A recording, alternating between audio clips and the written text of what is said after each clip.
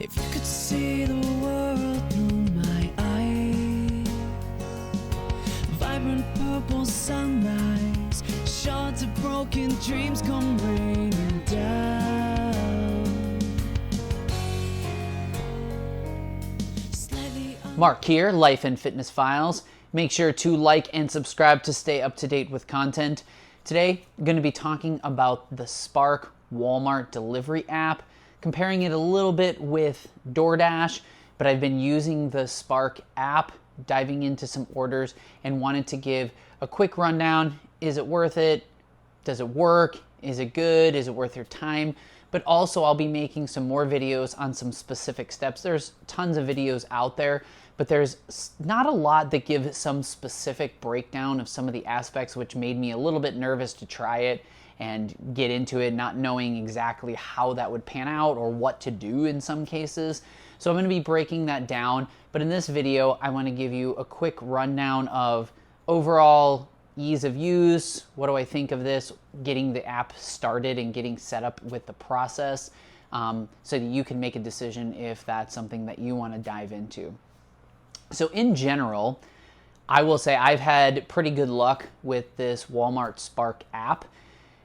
The sign up for that, it did take a little bit of time, and it was a little bit cumbersome because when you download the app, you go to sign in, it kind of takes you to another spot, and it was a little bit confusing. So you have to kind of navigate that. There's also, if you use certain zip codes, it'll say we're full, there's nothing available, and then you have to wait. So you might get on a waiting list, or you might have to try a different area to see if that'll work. Then when I was in the process, it was something that was sent to my email, but then I would try to log into the app and I thought the app was messed up. But you have to know that the app at first, until you're approved through Walmart, the app login is not the same as the application process login. It's a little bit confusing. So if you're going through that process, just know that it's a little bit cumbersome and you're not going crazy. It's kind of weird. Once you can get that figured out, you can kind of start putting the pieces together. They do a background check and they do a bunch of pieces. And once you get to that point, then you're kind of rolling along. Prior to that, something seemed weird and I was waiting for a long time and couldn't get past a certain point. So stick with it if you're kind of stuck there. Now, in terms of general perception, ease of use, etc., I find it pretty good.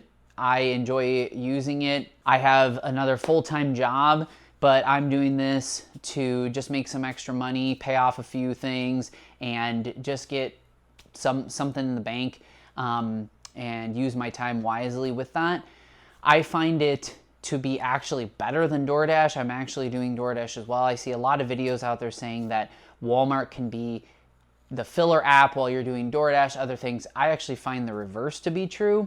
I have used Walmart and I've made several $100s, and I've done, a few runs over the past, 6 weeks or so. I might just do it a little bit on the weekend. Actually, I've probably only been doing it maybe a month or so. But just sometimes on the weekends, maybe a little bit during the week after work, heading home. There's some things that you're going to have to watch for when you're taking orders, which we'll get into in some other videos. But overall, I've had a positive experience. The first time trying some of the things like, picking up an order. Okay, how's this going to work? What's that going to look like? Once you do it, it's actually pretty easy. It can seem a little bit daunting at first. And then picking up some of those shopping orders. I waited a while to pick up individual shopping orders because I was a little worried, but they've actually proved to be some of the most bang for your buck. So overall, positive experience. The app seems like it works really well as far as I'm concerned. There's a lot of information when they give you these offers that you have to try to scan through really quickly. So you have to get used to looking at orders. And sometimes I would turn on the Spark app to look at it and kind of get used to, okay, what is it showing in this order? There's a map. How many items am I picking up? Is this a pickup? Is this a shopping order? Where am I going to end up? So I know, okay, I'm going this many miles out. I'm going to have to make it back. So there's some things you really have to watch, because if you end up far away and you have a lot of miles, you're gonna have to make your way back. Sometimes though, I'm able to look at those miles and I live a little bit out of town. There's sometimes drop-offs that are actually close to where I live out of town. It's actually on my way and I don't have to go back anywhere. So the app works really well. I find that it actually is a pretty intuitive app. They do sometimes bunch orders together, so you have to watch that because sometimes you're bouncing all over the place. The average I hear online is people say you want to try to get $2 per mile.